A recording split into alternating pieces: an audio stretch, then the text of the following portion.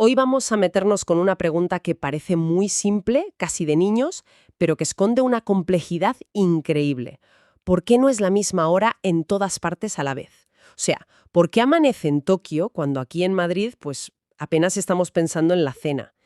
Hoy nos parece lo más normal del mundo, pero esta idea de sincronizar el tiempo globalmente es en realidad muy reciente. Hoy vamos a analizar los materiales que tenemos sobre cómo nació este sistema que damos por sentado, las zonas horarias, y cómo surgió de un caos absoluto para transformar el mundo. Que sale el sol o las mareas suben y bajan. Pero la forma en que lo medimos, cómo lo organizamos a escala planetaria, eso es una de las mayores obras de ingeniería social y técnica de la historia. Y los documentos que vamos a ver hoy nos cuentan precisamente eso, la historia de cómo se construyó esta arquitectura del tiempo en la que vivimos todos. Para entender esa arquitectura, creo que primero hay que imaginarse un mundo que funcionaba a un ritmo completamente diferente. Antes del siglo XIX, todo era mucho más intuitivo. La regla era de una simpleza aplastante. El tiempo solar local. Exacto. Cuando el sol estaba en su punto más alto justo encima de ti, pues era mediodía. Fin de la historia. Y eso quería decir que cada ciudad, cada pueblo, tenía su propia hora. Y es importante insistir en una cosa. Ese sistema no era ni impreciso ni primitivo. Al contrario, estaba perfectamente adaptado a la realidad de la época. La vida de la gente, bueno, transcurría casi por completo en su localidad. El tiempo estaba ligado a tu geografía, al ciclo del sol de donde vivías. Claro, Si el mediodía en Sevilla era unos minutos distinto al de Granada, ¿qué más daba? a nadie le importaba, claro. El viaje entre las dos ciudades podía llevarte días. La necesidad de sincronizar relojes a cientos de kilómetros, sencillamente, no existía. El tiempo era un asunto local porque la vida era local. Simple. Pero entonces llegó el gran disruptor del siglo XIX, la tecnología, que lo aceleró todo. El ferrocarril. El ferrocarril. Y aquí es donde el sistema, que llevaba milenios funcionando, de repente saltó por los aires. Completamente. El tren fue el primer gran choque entre una tecnología de la conexión que permitía cruzar distancias enormes a una velocidad que era impensable, y un sistema de tiempo que estaba totalmente fragmentado, que era antiguo. El mundo de repente se estaba encogiendo. Y nuestro método para medir el tiempo se quedó obsoleto de un día para otro. No estaba preparado para nada. Y cuando dices que saltó por los aires, no es una forma de hablar. Las crónicas de la época que hemos consultado pintan un cuadro de caos absoluto.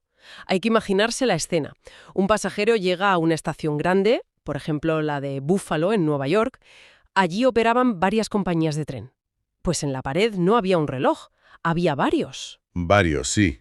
Uno con la hora de Nueva York, otro con la de Columbus, otro con la de Filadelfia. ¡Qué locura! Porque cada tren funcionaba con la hora local de su ciudad de origen. Los eran imposibles de entender, la gente perdía las conexiones constantemente, pero a ver, iba mucho más allá de un simple inconveniente.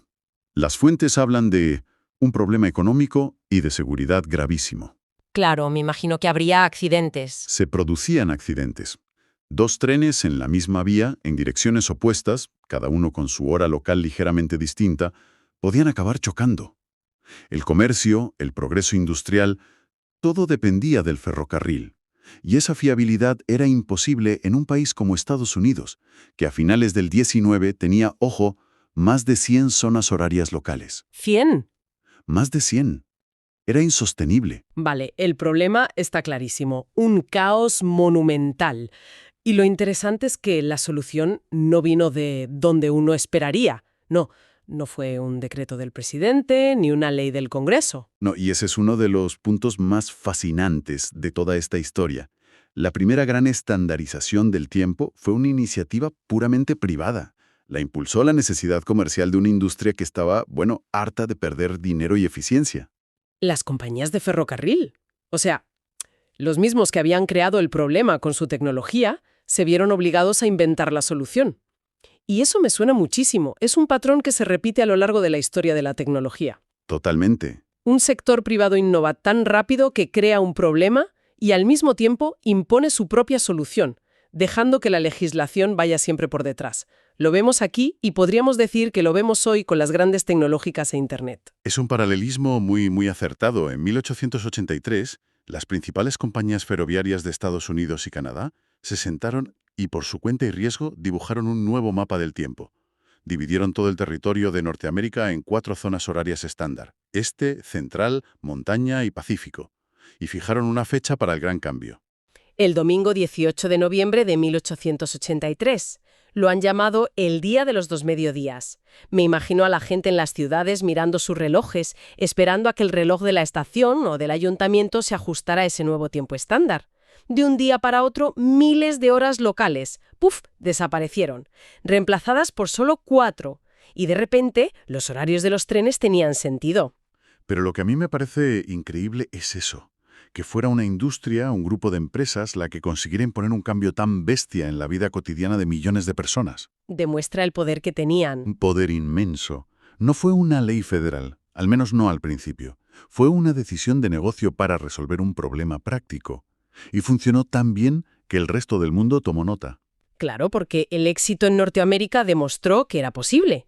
Y si se podía hacer a escala de un continente, ¿por qué no a escala mundial? Y eso nos lleva al segundo gran acto de esta historia. Exacto. El precedente ya estaba ahí. Así que solo un año después, en 1884, se convocó en Washington, D.C., la Conferencia Internacional del Meridiano. Y ahí ya van los países. Acudieron representantes de 26 países, con un objetivo que hoy nos parece lógico, pero que en aquel momento era tremendamente ambicioso: crear un sistema horario único para todo el planeta. Y me imagino que no sería fácil poner de acuerdo a 26 naciones, cada una con su orgullo, sus intereses. ¿Cómo decidieron por dónde empezar? A contar. ¿Quién se llevaba al punto cero? Hubo un debate considerable, claro. Los franceses propusieron París, otros querían un punto neutral en mitad del océano, pero al final, por una cuestión de puro pragmatismo, se impuso la lógica británica. Tenía sentido, supongo. En esa época, la Marina Mercante del Reino Unido era la más poderosa del mundo, y la mayoría de las cartas de navegación ya usaban como referencia el meridiano que pasaba por el Real Observatorio de Greenwich, en Londres. Así que se acordó, ese sería el meridiano cero, y de ahí nace el tiempo medio de Greenwich, o GMT, el estándar a partir del cual se mediría todo lo demás. Y a partir de ahí, la solución matemática es de una simplicidad que me parece brillante. Piensas en la Tierra, una esfera de 360 grados, y en las 24 horas que tarda en dar una vuelta. Divides una cosa por la otra y listo. 360 entre 24 son 15. Cada zona horaria abarcaría 15 grados de longitud. Es una de esas ideas tan lógicas que te preguntas por qué a nadie se le ocurrió antes. Es la belleza de las soluciones elegantes. La regla se volvía universal. Por cada uso de 15 grados que te desplazas hacia el este desde Greenwich, sumas una hora. Y si vas al oeste, restas. Y por cada uno que te desplazas hacia el oeste, restas una hora. Por primera vez en la historia, la humanidad tenía un reloj global, una arquitectura compartida. Se había puesto orden en el caos. Al menos, en teoría. Claro, porque una cosa es el mapa cuadriculado y perfecto de los ingenieros y otra muy distinta es el mapa real del mundo, con sus fronteras políticas extrañas, sus intereses nacionales.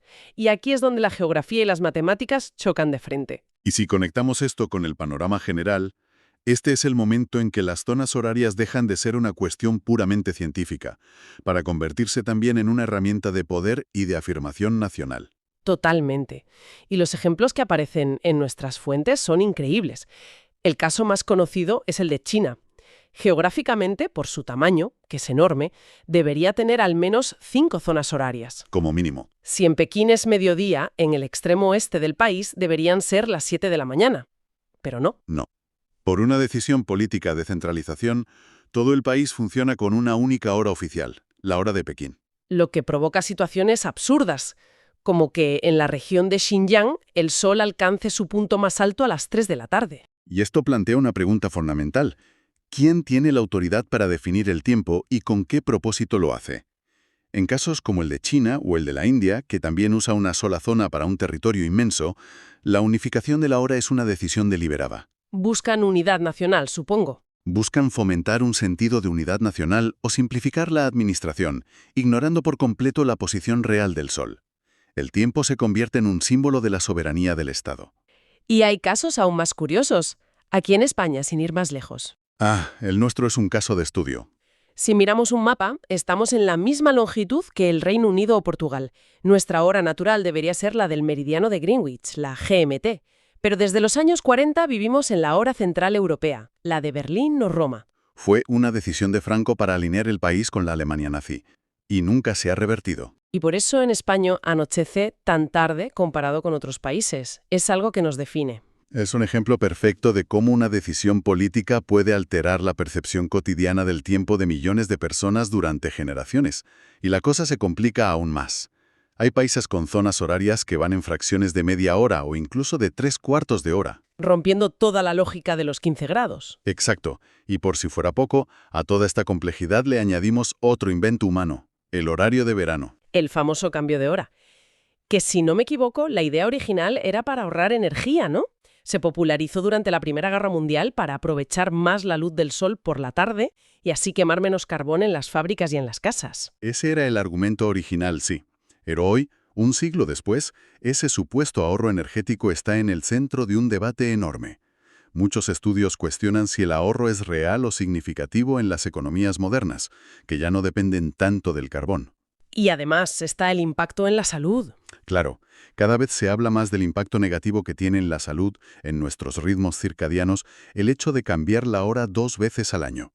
Por eso muchas regiones del mundo ya lo han eliminado, mientras que otras, como en Europa, seguimos dándole vueltas a ver qué hacemos. Lo cual demuestra una vez más que el tiempo que marca nuestro reloj no es una ley de la naturaleza, es una convención, una herramienta que hemos construido. Exacto. Es un sistema que inventamos para un problema, que hemos ido modificando con parches y excepciones, y que si deja de ser útil, podemos decidir abandonar. Exactamente. Es una tecnología social.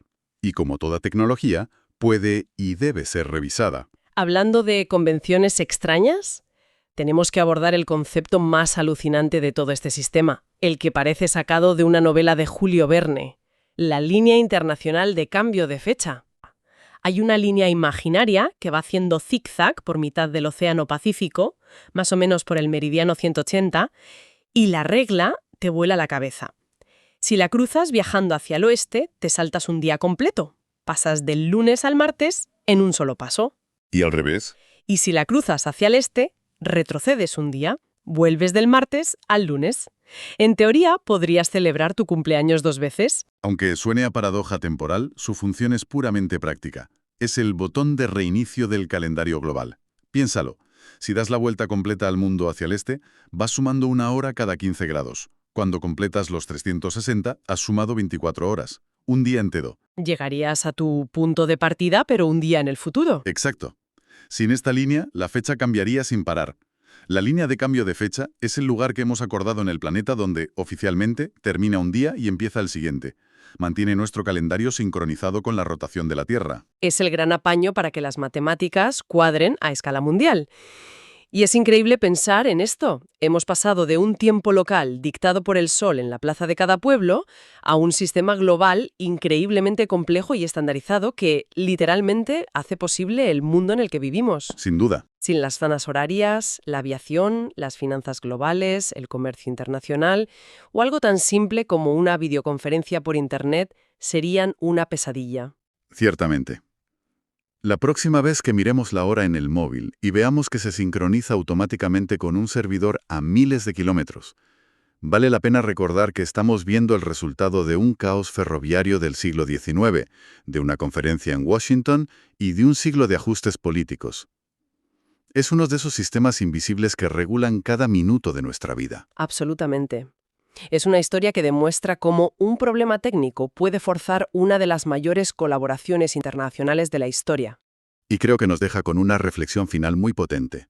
Si en el siglo XIX, una época de nacionalismos exacerbados, la humanidad fue capaz de coordinarse a nivel global para estandarizar algo tan fundamental como el tiempo y así resolver un desafío tecnológico. ¿Qué nos enseña eso para hoy?